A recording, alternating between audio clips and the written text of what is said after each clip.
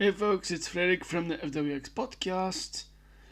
I want to continue with my coverage of the John Wick franchise, and we're gonna do that in a moment with John Wick 3 Parabellum. I got a fancy poster here with our guy Keanu Reeves as John Wick. And before I start, I'm gonna have to give you the disclaimer again. I'll do it a little different this time because I've said in a previous episode why. For instance, I sometimes manage to flub a word in English because it's not my first language, but I still try my best. That's why. Okay. Also, on occasion I might swear, or not. Tends to come up or not. We'll see. And also, on occasion I might have a weird pause because I get ahead of myself, or I go off on a tangent, or I lose my train of thought. And so that's why that happens. Also, because my text is on screen, and sometimes I do have to look up things because I forget to get them up. I might have a weird pause because of that. Also, because I'm looking up something, or because my text is on screen, I'm reading to you a specific section or not, the screen will get brighter and I will also get brighter. So that's all the disclaimers. Okay, let's start with number 3 of the John Wick franchise, subtitle being Parabellum. And I will tell you later why.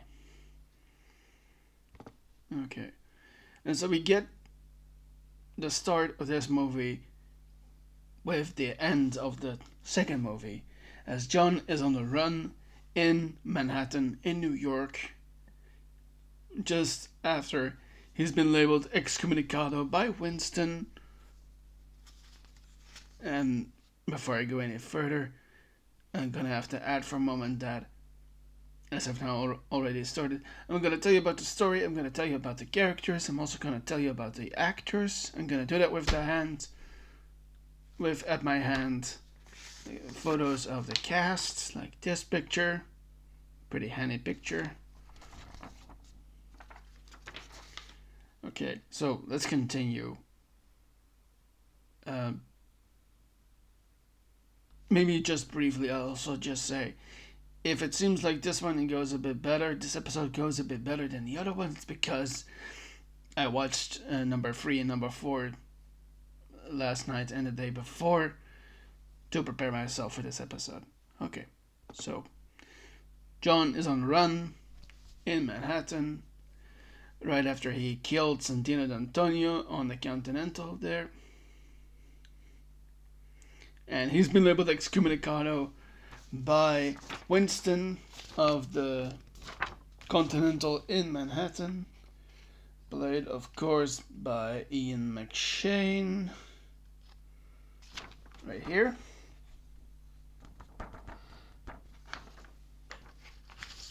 And so he is on his way, and he's got his dog with him, by the way. I forgot to bring that up in the last episode, that John is a big dog lover, and so he has a new dog, and he and the dog are going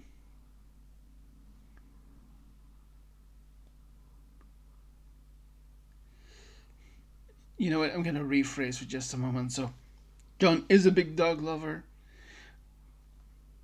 he's on the run, and the dog is staying at the hotel while he's away. And so John gets in a cab, he goes to the public library in the city, and here he points the person in the library to the book that he wants to read. He gets directed to it, and he gets the book. But actually, this book isn't really a book. It's really a holder place for a marker, and this is an object from this lore of the John Wick franchise. and also a rosary, which is, for those who are not believers of a faith, it's this kind of like a necklace with a cross, basically. And so John here is attacked by another hitman called Ernest. I have a pic. Yes, I do have a picture of him. He's played in this movie by this man, Boban Marjovic. I hope I say that right. And this is a very tall, very skillful hitman. And John has to face him. Well, he still has some time before he actually is excommunicado, because he's working against the clock. And Ernest, of course, says, like, who's going to know? But John, of course, manages to kill him. Not by gun, not by a dagger or a knife. He finishes him with the book that was holding those items. Killing this guy. Breaking his neck, I believe. But of course, this guy manages to wound him. And so John has to go and find medical treatment. And he goes to a place that he knows of a doctor that works for the underworld. I'm checking if I have a picture of this guy. No, I don't. That's okay. So John goes there. He asks the doctor to help him out, despite there being maybe not enough time for the doctor to finish up with helping John.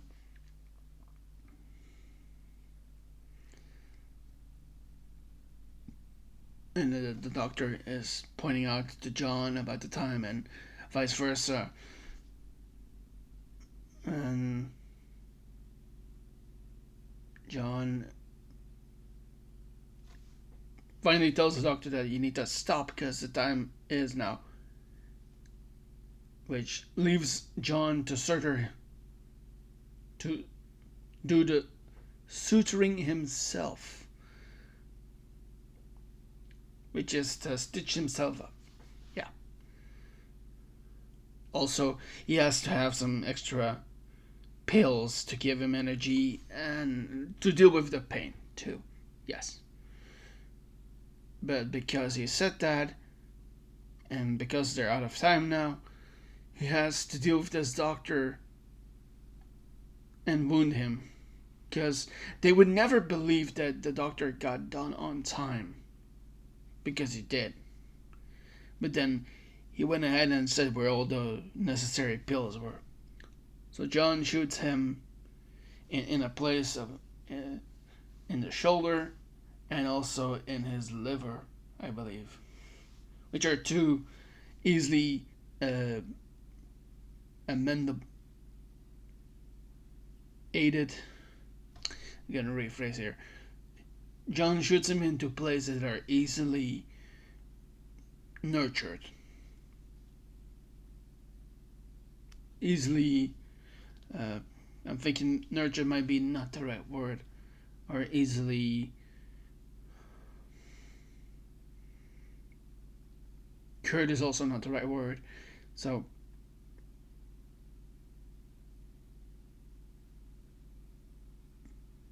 and actually, a little detail here, the doctor gives John his own gun to do it.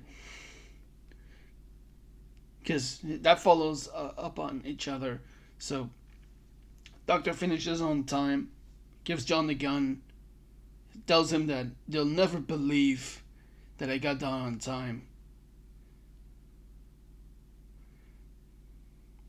And John shoots him in two places, in the shoulder and in a place on the belly, where he can easily take care of it himself. I'll say it like that. And so John then leaves, and of course he is immediately hounded upon by many, many assassins. And we get another incredible montage an action sequence where John just kills all these fools one by one. And this scene plays a little different than any other action sequences that we've seen so far, because John is completely drained from fighting. He still has the energy, of course, because he took those pills, but he does not have a weapon, and so he incidentally ends up in a place where there happen to be a lot of, especially melee weapons. And so John assembles himself like an old style of gun, where he shoots one guy with straight in the head, and then has to fight off a lot of other guys, and they do this melee style. Well, not style, but close quarters, with items that can be used in real life but are also weapons in themselves, like throwing knives and daggers and bunch of weapons that you would use for close combat. Yes. And ultimately, John, of course, being a master assassin, comes out on top, and he finishes this whole sequence by throwing an axe through a guy's head as he's trying to get up. So he kills all of those guys in this incredible sequence. And, well, before I go any further, I want to say that I've said from the beginning that this is a very heavy action franchise, and I want to point out for a moment that action is a big part of identifying a character, and what kind of weapon you choose, what kind of fighting style you have, whether it's close combat or from far away or with a bit more cheating kind of way.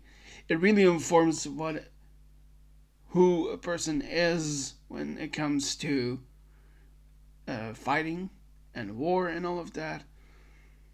And I wanted to give you that info for just a moment, because it is very important in this franchise, because as we learn from John, is that he's very efficient with any weapon. If it's a melee weapon or a ranged weapon or an even farther away weapon, he can do it all. He's a high profile ex-assassin come out of hiding because of everything that he went through in these movies. And so I wanted to give you that info just to be sure for you. Okay, let's continue. So John goes to a place, an opera, I think. And he meets up with the owner of this place. And to get an audience with the owner, he uses that rosary that he got from the public library. And this person is the director, who is the head of the Rosca crime syndicate. And in this movie, the director is played by this woman, Angelica Huston. And I'm also pointing this out because after part 3, Parabellum, we get the new movie that is out right now, Ballerina, which is also important because Eve Macaro, played by Ana de Armas, is a person from the crime syndicate of the Rosca Roma. Okay, and so John presents the rosary to the director, to Angelica Huston's character, and he demands safe passage to a place in Africa, in Morocco, called Casablanca.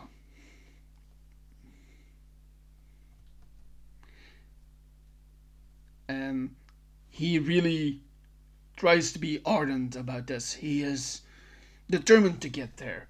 And he uses a rosary, like beggingly, like, please do this for me.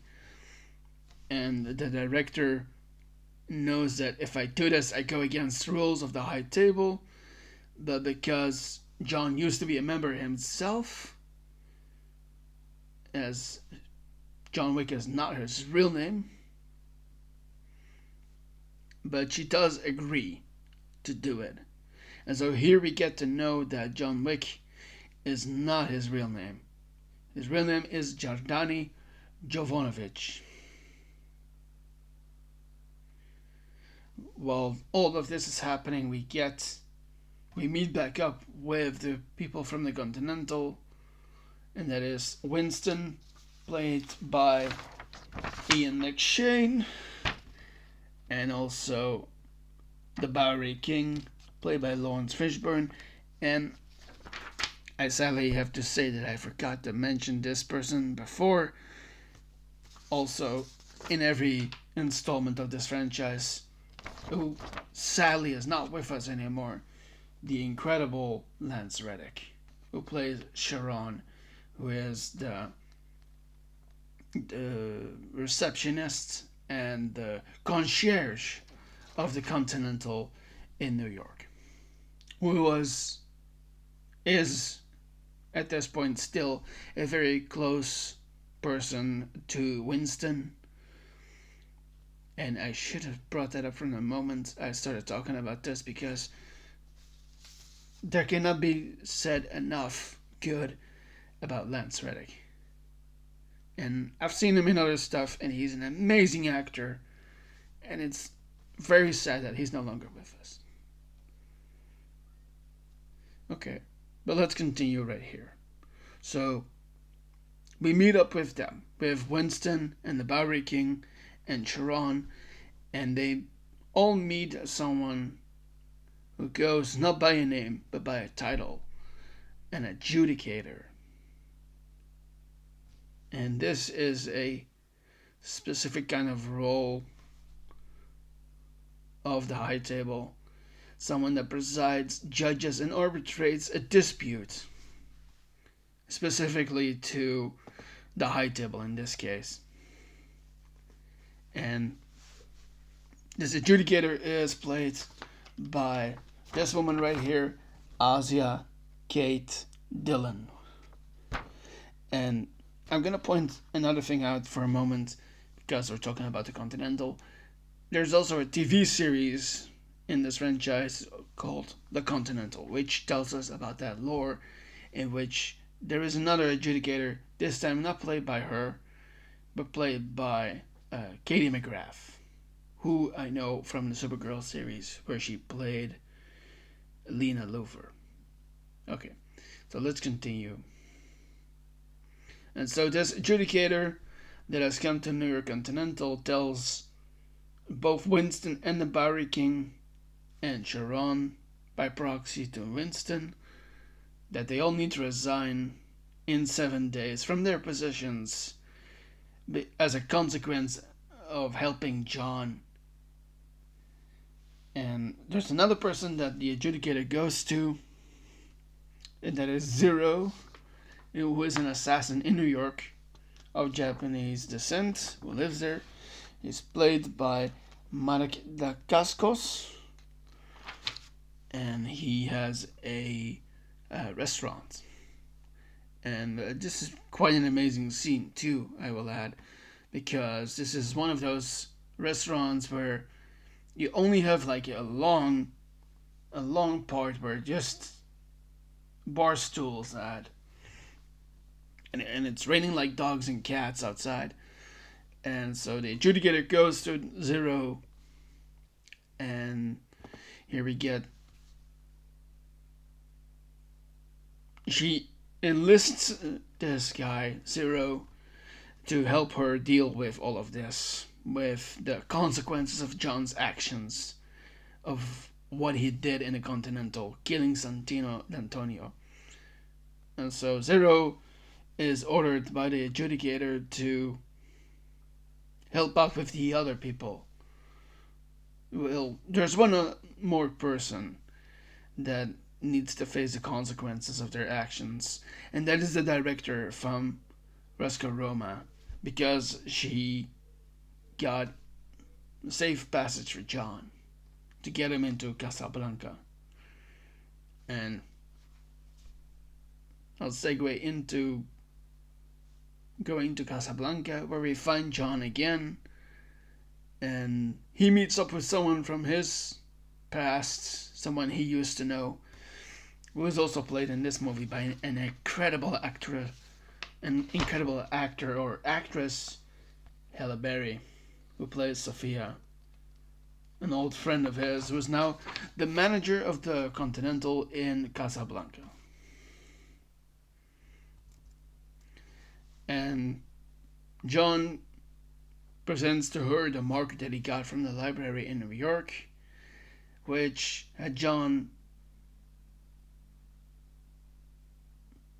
binds John to Sophia, because John once saved Sophia's daughter, and he got her into hiding, kind of like how the federal government in America does it with. I'm gonna look up the name again for just a second. Give me just a moment.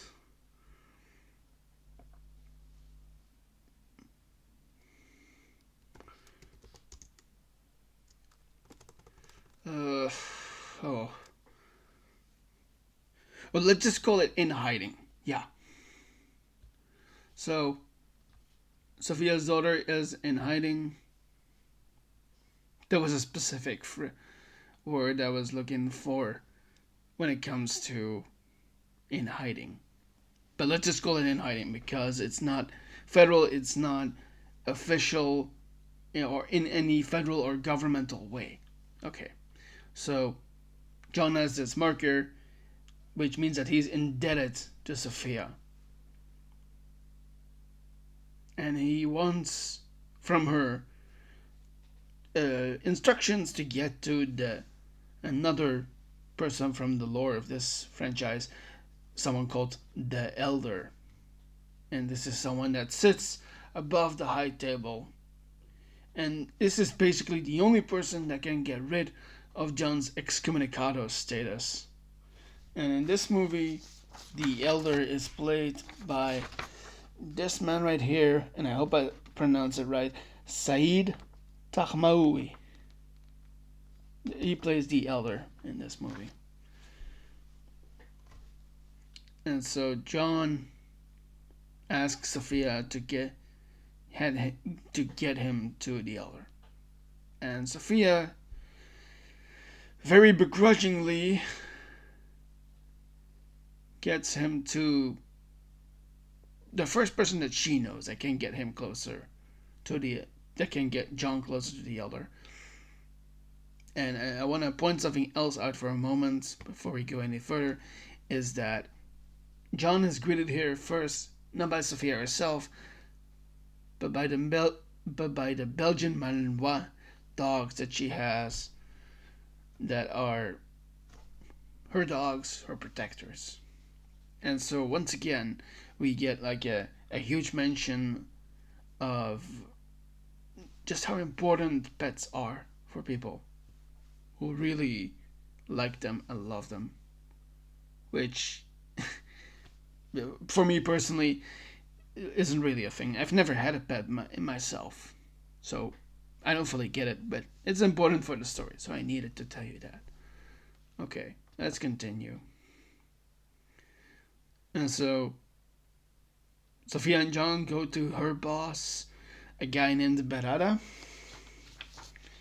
who is played in this movie by this man, Jerome Flynn. And you know the funny part, just briefly for a moment,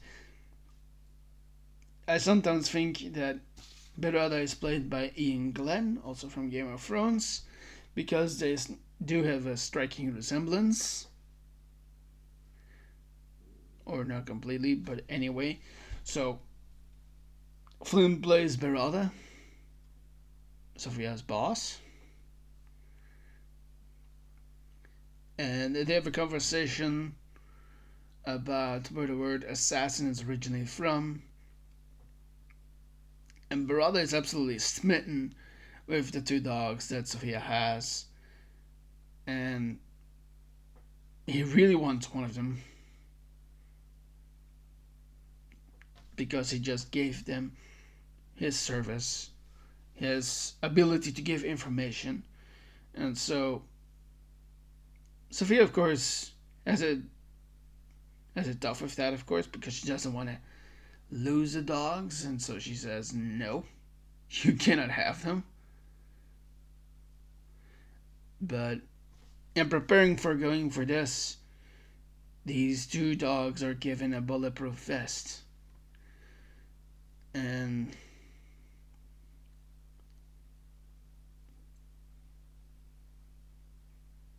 well, yeah, I'm hinting her here, of course, at that Barada is rejected by Sophia, and of course, because he wants to get back at her, he shoots at the dog. But of course, it hits the vest of the dog. And here we go. And here we get another amazing sequence of action, John Wick action, with Keanu Reeves and Halle Berry in full action. Also with the dogs as well, as they are used in full effect to their ability, and which is amazing. And ultimately, they get out, they kill a bunch of guys that were under Barada's command. But ultimately, John does prevent Sophia from killing Barada because he shot the dog. And they were in a kasbah, which is the equivalent of any kind of castle, but now in a more oriental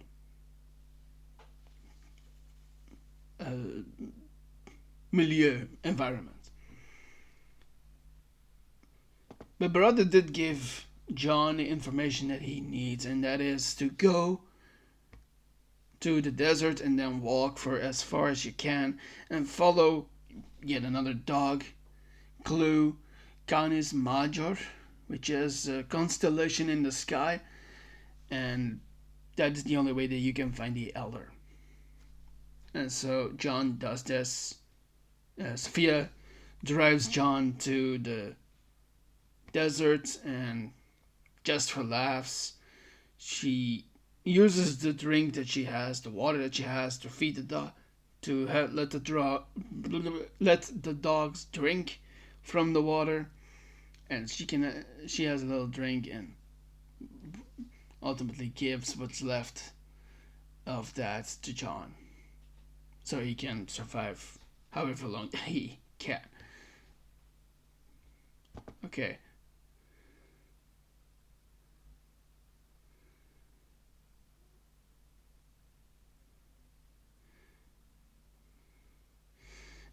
We cut back to New York as 7 days have gone by.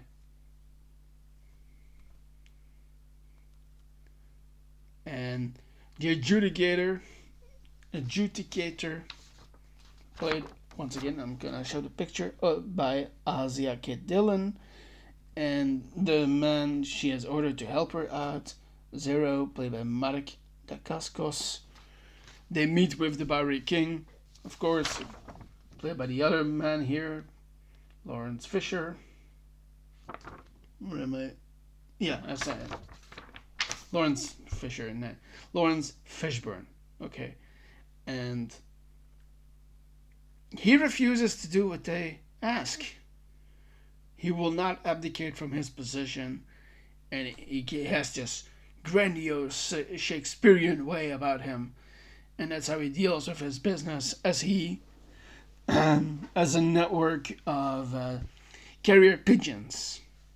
Yes, and this is a fun little bit where he says to the dove that he is holding, like, "Look away, my sweet," indicating that something terrible or incredible is about to happen.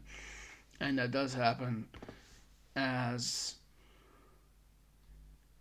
they're meeting each other, and while that is happening, Zero has his own men as they storm the headquarters of the Barry's King, and they have an incredible fight. And all Zero's men, they use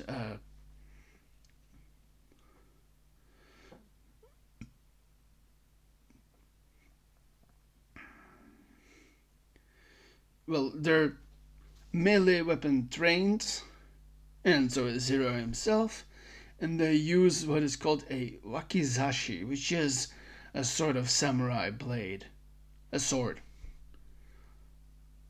And so the adjudicator asks Zero to deal with the Pirate King, and because 7 days have passed since the ordeal that the Pirate King has been given, he is cut 7 times with the samurai sword that the Zero uses. And so he's cut all over both his face and his body. We got back to John in the desert where he has collapsed, probably from being dehydrated. And he is found by the people that are with the elder. And he is brought to the elder. And John awakes, of course, and he tells the elder that the only reason why he is still living is that he wants to keep the memory of his late wife alive, to keep the memory of the love they had alive. And the elder says there's only one way to forgive you, and that is to deal with the consequences of your actions. And John has to show his fealty to do this. And so the elder says to John that, well, you have to go and take care of the people that have enabled you. And so you need to go back to America and to go kill this Winston guy from the Continental. And so you can serve us again. You can serve the high table again. Doing what you do best, killing. And to show his fealty, John has to do something that, interestingly, for me personally, really rubs me wrong, and John has to, well, I'll show you my hand for a moment. Take away his finger and take off the wedding ring he had to show the fealty that he is subservient to the high table. And he does that, and it's personally unsettling. Which is weird, right? For a whole franchise full of action and a lot of blood and all of that, that is the thing that is unsettling to me. Okay, but let's continue. And so he gives his wedding ring. So John gives his wedding ring to the elder. And so he goes back to New York. And he arrives in Grand Central Station, which is an incredibly beautiful train station in New York. And John meets up with Zero there. I'm sorry, there's something in my eye. Okay, so John meets up with Zero here. And I'm gonna point out for a moment that there's this cute little scene where they meet up in a packed Grand Central, and John stops right before he's about to hit Zero because there's a class of kids coming along, and John's like, nope, I'm not gonna start this with a bunch of kids here. And Zero says to him, like, I wouldn't have stopped. Okay. And so, following that, he's attacked, and we get another sequence upon sequence of action in this movie. We get John fighting with Zero Well, not just yet. First, he has to get out of Grand Central, and he does that by bike. He gets a bike from one of his from Zero's students. And again, Zero played by Augustus. And so we get not just a fight scene, not just a chase scene, but a chase scene on horse. No, no. Um, uh, um, I'm gonna rephrase for a second. I'm mixing through two moments with each other. I'm confusing you guys here. I'm gonna rephrase. Okay, so there's a chase scene, fight and chase scene, and it's all on motorcycles. And John is trying to get to the Continental so he can have protection again.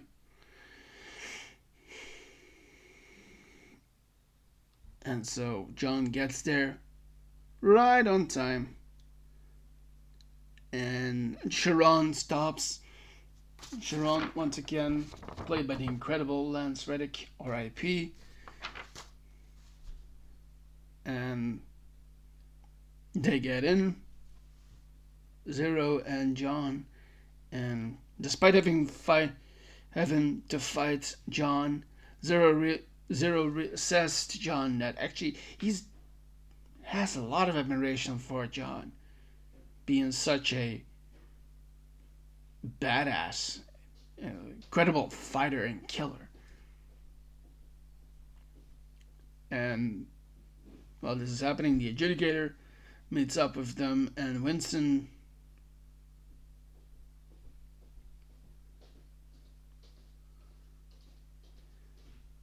says, like, no, I'm not gonna lose my control of the Continental in Manhattan. And John was meant to kill Winston in this moment normally, as the elder had set him to go and kill Winston and deal with the consequences of his actions. But John is ultimately like, look, I'm gonna fight for love. I'm gonna fight for my wife and for those that I care about. And so that means Winston too. And so John refuses to kill Winston. And this leads to the adjudicator to revoke the neutral status that the Continental has. And so we get another ton of action sequences here as she sends both Zero and his students after John, but also the highly trained, well-armed enforcers that the High Table has to kill both John and Winston. And we get some amazing scenes here in all the action. And so first, what happens is that John has to deal with these elite troops of the High Table. And of course, because he's in the Continental, which is now kind of like a no man's land kind of zone, which is a term, by the way, that means that everything and anything can happen. And so Winston provides John with all the weaponry possible at the Continental. And so John and Sharon go to a vault-like place, which has like one of those huge openable doors, and which is basically the armory in like a vault. And John and Sharon arm themselves with the most finest and elitist kind of weapons, And I'm talking about elite in like specialized here. I'm not saying like high and fancy, dandy kind of people. No, I'm talking about like the best of the best. And they use the weapons on these special troops, John, to huge effect. But he also learns that these enforcers are practically bulletproof bastards. And he has to get in close to really get the kills in, because there's like a place where the masks of these troops, because they're all wearing a lot of armor, and he has to get in close with his weapons, and he uses like assault rifles, and he uses his guns, and also some special ammo from the Continental Armory to really give these guys a scares. And yeah, so after he after John kills all those guys, Zero and his students ambush John in the place where John met up with Winston before, which is this kind of how shall I say, like a surrealist kind of place, very futurist looking environment in this room with a lot of mirrors, and John has to fight these students and like their master they're using wakizashis, and John manages to fight the more junior students of Zero and kills them, and then comes up against what will be lieutenants for Zero, and who also have a lot of admiration for John, and they fight on and off, and John just shows off again that, well, actually, another advantage for him is that he's really tall and really strong. Also, something I should have pointed out from the beginning of this franchise, he has this kind of special suit, which is, I wouldn't say fully bulletproof, but like as close to 100% of Kevlar gloves that you can have. So he's got this special suit that can take more than just a punch. It can take a lot of bullets. And so John fights these guys to a stalemate. And he goes further up this room because it's a multi-layered room with like an oddly kind of staircase. And he gets to fight with Zero. And they have another fight to the death. And ultimately, John does overpower Zero, who is a very talented fighter and killer himself. But even he just can't go up against the Baba Yaga. Yeah. And while this is happening, the adjudicator calls with Winston, who has like this old-timey phone, and he picks up and they agree to a parley, which is to stop all the fighting. And they meet up back on the roof with John. And as John arrives, Winston does what serves best for him.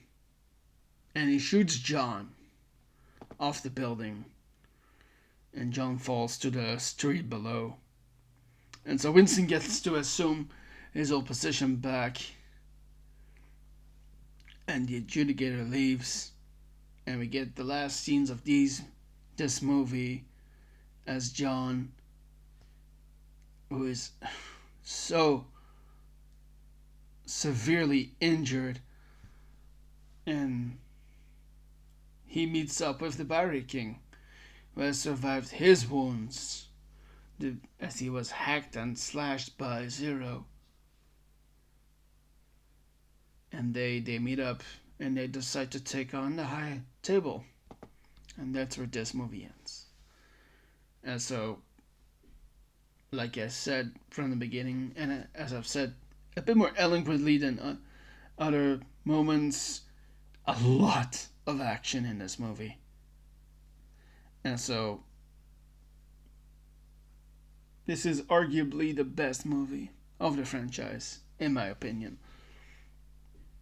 Because there's a lot of symbolism, there's a lot of iconography, there's an interesting plot.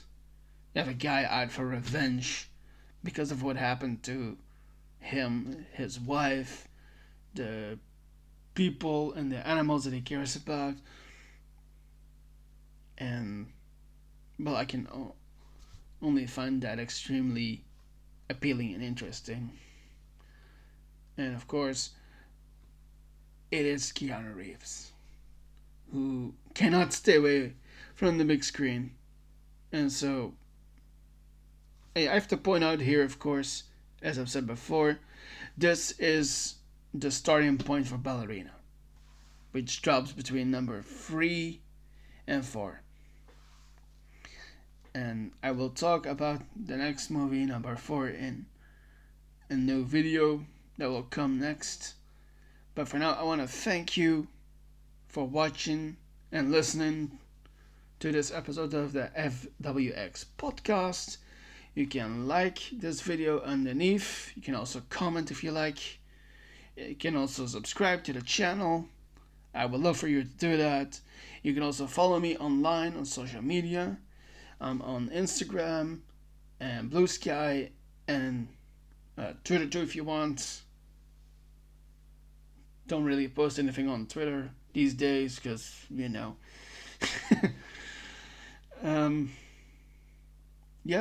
Instagram, TikTok too. I make videos sometimes for an update. I will give another one when these movies have been covered so far. I'm gonna do, of course, an episode 2 about Ballerina once I've seen it. So, thank you for listening to me talk about the John Wick franchise and John Wick 3 Parabellum. Oh, before that is all done, I did say from the very beginning that I was gonna say why it's called Parabellum. So, I guess it's a little after credits thing then. Okay, fun. So, there's a moment in this movie where during the preparation to face the elite troops of the High Table, as John and Sharon are getting out to fight the elite troops, Ian McShane's character Winston says some Latin words, and I'm gonna have to look that up for just a moment. Because I know he says the last part, Parabellum, but he says something before that too. Winston. Just a second.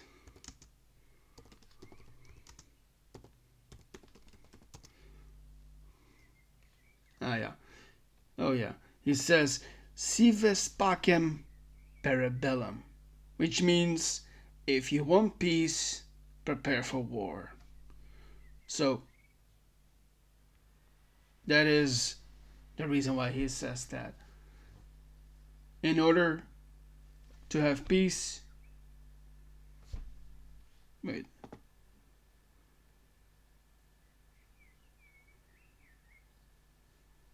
Yeah.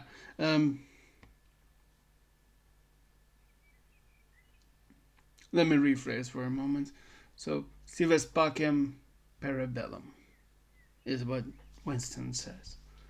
Okay, I think that is a good ending of this episode.